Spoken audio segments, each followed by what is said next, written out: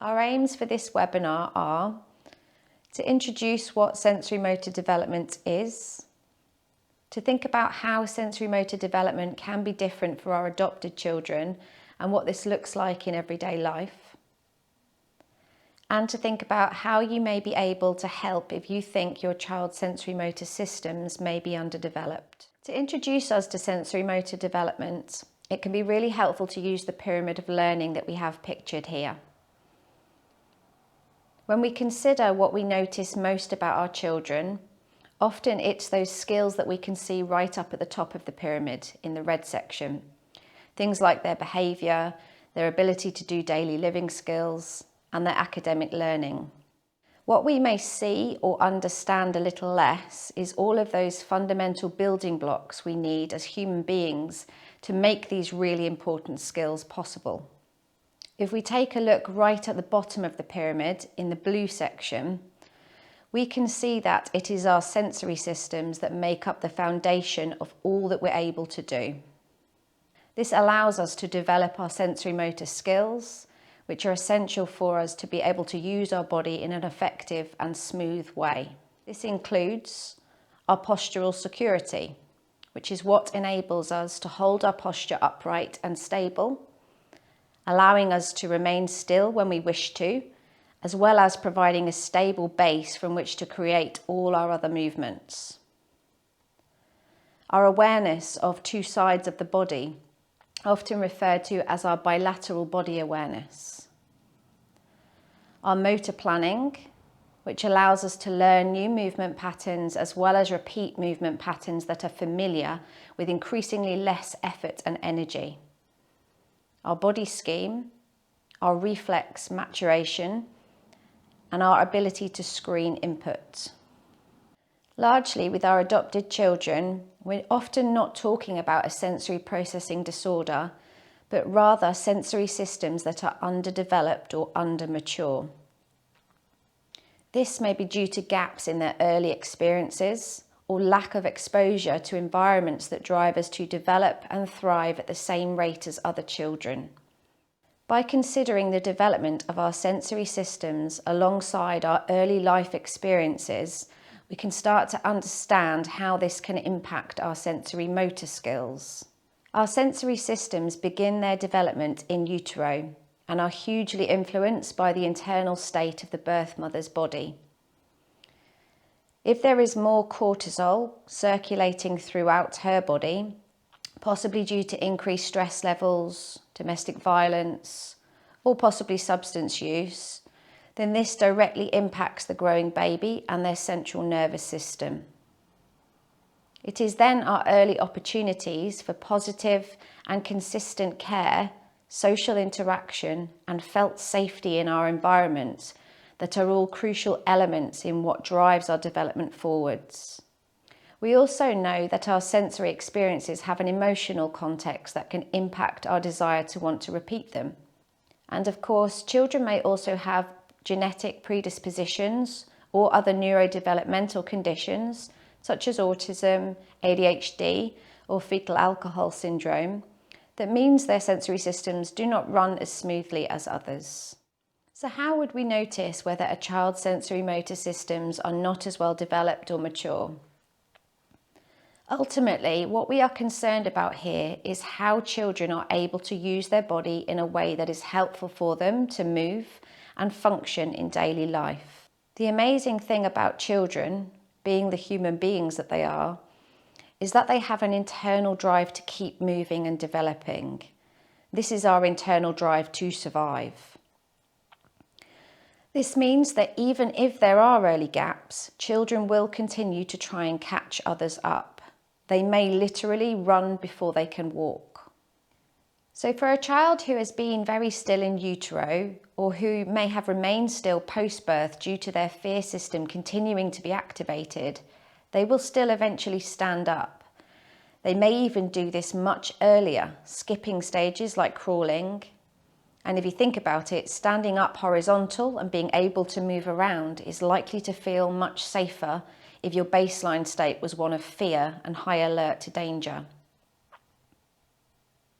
What tends to show up later down the line is that those gaps can have a significant impact on both how children are able to use their body and upon their ability to use those functions higher up the pyramid. Those things like language skills, attention, cognition, and behaviour. So how can we help children's sensorimotor skills to develop? Neuroscience is constantly teaching us more about the brain's neuroplasticity, which refers to the brain's ability to keep developing and rewiring. So by going back and using a bottom-up approach, it is possible to bridge those gaps, to essentially help the child to develop new neural networks and connections. We can do this by focusing on rebuilding our children's foundation sensory systems, those three right at the bottom of the pyramid, the tactile, vestibular, and proprioceptive systems. We will now take a closer look at how each of these foundation systems develop and what gaps in development may look like in our children's daily lives. Let's start by taking a look at tactile development, which refers to our sense of touch via the skin and also via the mouth. We have millions of touch receptors that are all doing specific jobs, such as to give us information about the location of touch, temperature, texture, pressure, and pain. The development of this system is largely unconscious and is actually the first one to start developing in utero. As early as the middle of the third trimester, we can have the ability to feel specific tactile sensations, such as heat, cold, pressure, and pain. If developing well, our sense of touch also helps us to build a visual picture of what we are touching. However, first and foremost, our tactile system is designed to work as a defense system. It helps to alert us to danger and ultimately helps us survive. In good pre- and post-birth environments, we would hope to see this system mature over time, moving from one of survival into one about discovery and willingness to explore. It is only by being willing to explore the wider environment that we can start to develop good tactile discrimination skills. For example, skills such as knowing what an object is and where it is touching us on the body, the ability to feel and hold things like a spoon when we start to learn how to feed ourselves. If we have early experiences of significant stress or trauma, what we can often see is a tactile system that remains undermature, one that is prone to triggering our survival state. So what might this look like in our children? Children with an undermature tactile system often present with tactile defensiveness or difficulties with their tactile discrimination skills. Defensive tactile functioning is the reaction to describe when someone needs to be in charge and in control at all times. These children can do okay with touch, but only if they are in total control. These children can do okay with touch, but only if they are in total control. Sometimes these children will seem to hugely overreact to being touched unexpectedly or at all by others. They may even lash out or become upset. They may also avoid activities that expose them to unpredictable touch sensations, sometimes preferring to play on the edge of playgrounds or even sit in the classroom in positions where they can see people moving around them. They can be happy to explore touch experiences when this can be done at their own rate or with familiar tactile experiences. These children may prefer to be the one who initiates hugs, but doesn't do so well when this is done by somebody else. Our discriminatory tactile functioning is what describes our ability to differentiate information via our sense of touch without the use of visual or auditory input. If we have difficulties with this, we may be oversensitive to touch, possibly becoming giddy or overexcited with even the lightest touch. Or we may be undersensitive to touch and maybe not feel or register touch like others can. These children often rely on the use of sounds or visual information to make sense of what is touching them. They may not notice bumps or injuries like other children do. Some of these children may struggle with specific sensations, such as the feeling of rain or wind on their skin. They may also have difficulties with their fine motor skills, things like doing up buttons or zips, holding their cutlery to eat, writing or drawing, holding a pencil in class, which is sometimes noticeable when children either press way too hard or extremely lightly upon the page. This may also impact some of their oral skills, such as eating or speaking, which we will take a look at on our next slide. Our oral functioning skills involve the tactile and the proprioceptive systems to work smoothly together to allow us to chew, eat, swallow, and speak. We need to be able to discriminate food textures in order to make sense of what they are, whilst also having well-developed coordination of the lips, tongue, cheeks, and jaw. For children who have under-mature oral motor skills, we may see that they may find chewing effortful or tiring. So as a result, they may prefer easier or softer foods that require less energy. These children may also constantly seek items to chew or suck, and often this is non-food items like their clothing or toys. Sometimes these children will eat so fast that they don't even seem to be tasting what they're eating, but rather shoveling it down as quickly as they can. We may see much more dribbling in these children when compared to their peers. These children may also be delayed in the development of their speech, or even continue to be difficult to understand as they get older, particularly when they're tired and this has become increasingly effortful. The vestibular system receives information when our head moves, the receptors being within our inner ear. It has several key roles to play.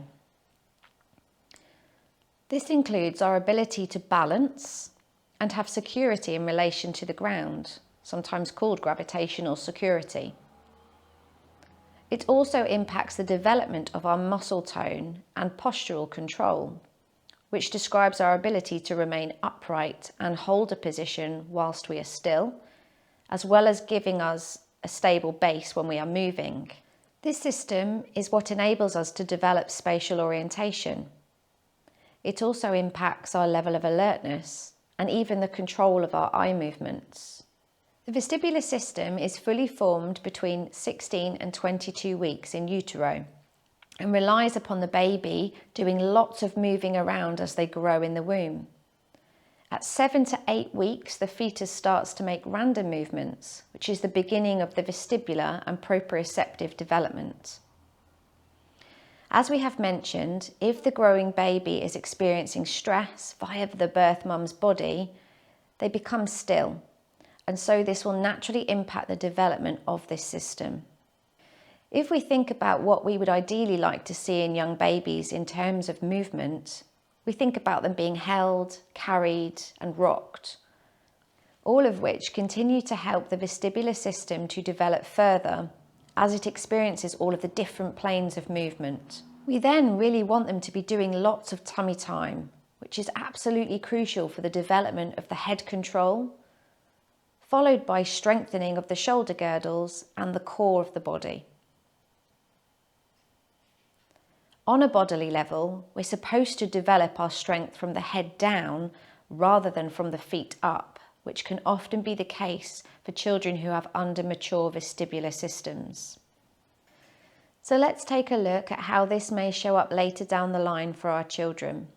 For those children who have not developed enough postural control and stability, we may see that they find it much easier to move around at speed than it is for them to move slowly and smoothly. These children can often be seen as clumsy or accident prone, as they find it much more difficult not to bump into or touch things as they move around. And this may be even harder when they're not looking directly where they're going or are tired or rushing. They often have difficulty sitting still in a chair during writing or eating. We may see them constantly fidgeting, getting up and down, sitting in unusual positions, or fixing their feet around chair legs. These children may need to lean on you or against the wall when their body is not moving. They can also have difficulty holding their head up for prolonged periods and may always have their head propped into their hands. They can sometimes feel stiff or awkward when they're being picked up, almost seeming like their body doesn't quite want to work with you. Also a sign of an undermature vestibular system are difficulties with gravitational security.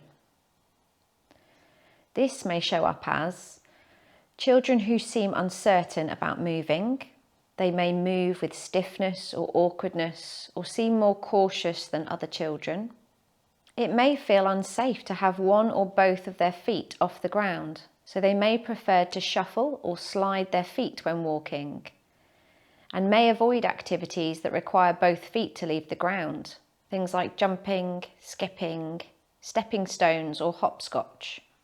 These children may avoid games that involve rapid changes of direction, things like chasing, playing tag or football. They may not like going on the swing or slide at the park. They can often struggle with stairs, maybe still holding the banister past the age of 4, or shuffling up and down on their bottom or on all fours position. They may even be really good at covering up how difficult this is by doing lots of talking or messing around whenever they use the stairs. Curbs and steps can also be really challenging. It can be harder for these children to gauge depth or negotiate moving objects, so they may avoid ball games. Sometimes these children prefer to hold on to things as they move around, touching surfaces, clinging onto your hand, or maybe sliding along the walls down corridors. We will now take a look at the proprioceptive system. The receptors for this system are in the muscles and joints and are activated by deep pressure, muscle activation and joint compressions. This system is all about the quality of movement. This needs to be built upon a foundation of good postural control and gravitational security, as we've been talking about in the vestibular system. As we mentioned before, this system starts to develop around 7 to 8 weeks in utero, totally depending again on how much the baby is moving. Having well-functioning proprioception will allow children to have a fluidity and smoothness to the way they move and use their body, being able to use it as one integrated unit and being able to coordinate both sides with each other, as well as the upper and lower body together in a helpful way. For this to happen, there needs to be a constant exchange of messages between our brain and central nervous system and our muscles and joints. This lets our body know where we are and how much pressure or force we need to use in a movement. Post-birth, this system is given a huge boost when babies begin to move by themselves, pushing themselves up from tummy time to weight bear through their arms, when they start to commando crawling and then crawling on their hands and knees. All these activities build up the body's internal map and lay the foundations for more complex patterns of movement. These stages also play a crucial role in the development of our hands. As we do more weight bearing and learn to spread our fingers at this stage, the joints of our hands develop to enable what later becomes our fine motor skills. Those things like being able to hold a knife and fork or a pencil, as well as how much pressure to use to maneuver these things effectively. If children have missed out or skipped these stages of early development, we may start to see this showing up as challenges later on. These children may struggle with their coordination skills, but have often found ways to adapt to this, so it may not always be totally obvious. We may notice that some of these children tend to lead with one side of their body when they're walking or running, or tend to move more with a skip type motion rather than a smooth, even walking or running pattern. It is often easier for these children to go quickly through movements rather than for the movements to have a smooth and coordinated start, middle and end. This can be seen with children who seem to sit with great force and speed rather than with control over their body. They may do lots of crashing and banging or be seen as clumsy or heavy-handed. This is because their sense of body awareness is not as well developed as other children's. This can also show up as children who are too rough during play, or maybe give hugs that are too tight. Sometimes these children are heavy-footed, stamping when they walk as if their feet are really heavy. Often these children are relying heavily on the use of their eyes to plan and carry out movements. So we can see that they are much more prone to bumping or accidents when they're not looking directly where they're going. When you observe closely, they may even be watching their feet as they use the stairs. Coordinating the left and right side of the body, as well as the upper and lower halves together, is usually a challenge for these children. This can show up as children who struggle to copy new movement patterns and do better with those that are more forceful, or can make crossing the midline of the body really difficult too. When underdeveloped, this system needs a lot more input to give us a sense of where our body parts are. So we may see children who seek out lots of extra proprioceptive inputs, such as jumping, stomping, crashing into things, chewing on things, or possibly biting others. As we have mentioned previously, working alongside the tactile system, proprioception allows us to develop our fine motor skills. So we may find that these children struggle to do things like doing up their clothes or laces, maybe pressing too hard or too softly when they use a pencil or pen, or finding it much easier to eat with their fingers than to coordinate a knife and fork. Sensorimotor development interventions are all about revisiting the gaps in a child's early sensorimotor development within the context of their now secure and nurturing family. If we consider how much additional energy is being consumed in managing your body when you have any one of these systems that are underdeveloped, we can start to appreciate why these children may be prone to burning out, or may not be able to concentrate or function as other children do. And we also need to remember that these children have only ever experienced their own body, so don't know that their experience is any different from their peers. But it is quite likely that they will get noticed by a teacher who sees that they can't sit still in class, or a parent who can't understand why he just pushed his brother over for brushing past him. By going back and revisiting stages along the blueprint of typical human movement, we can support children's foundation sensory systems to mature.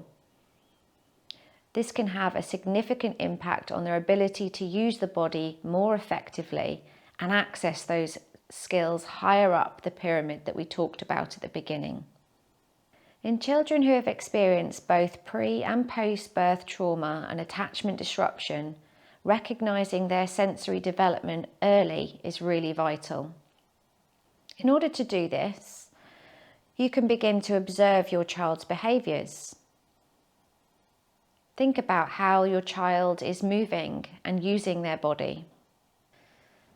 And possibly consider whether you would like support to understand your child's sensorimotor needs.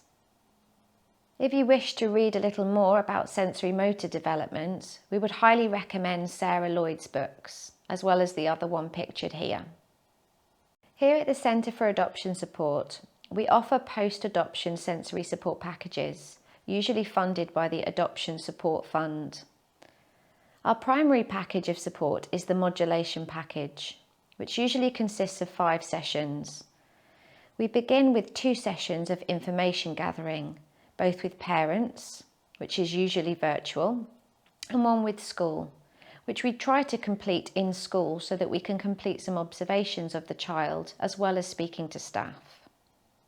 We then complete a formal report containing basic information regarding sensory processing, specific details of your child's sensory needs and how this affects their functioning, strategies and advice that will help both at home and school, and recommendations with regards to next steps.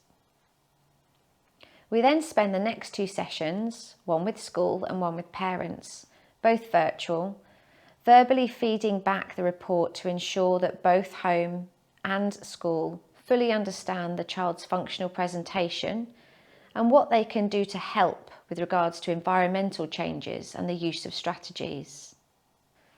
This leaves us with a session either to use with school or parents a few weeks later to see how things are going and clarify any last tweaks or advice needed. Unless you have had a similar package of support from elsewhere and fully understand your child's sensory profile, we heavily recommend that a modulation package is completed before you consider any of the other sensory packages. In addition, if you think your child's sensory processing system may be impacting on their overall regulation, it might be worth considering a modulation package before any one-to-one or direct work with your child. This is because a child who has achieved better sensory modulation tends to be more regulated generally, creating a calmer and more organised foundation from which any other one-to-one work can benefit. As part of our ever developing service, we currently provide 2 other sensory support packages. The first is the Sensorimotor Development package, which aims to consider missed or incomplete early postural and movement developmental stages with the intention of returning to them to refill any gaps in development. This can improve both sensory processing and sensorimotor skills. The second focuses on interoception and its impact on regulating the nervous system. In these sessions, children are encouraged to complete activities to improve their ability to understand and respond to their internal body signals, improving sensory processing overall. Both of these packages do need to be considered carefully as they include short-term contact with your child and a commitment from parents too, not only to attend the sessions, but to complete the daily activities between the sessions.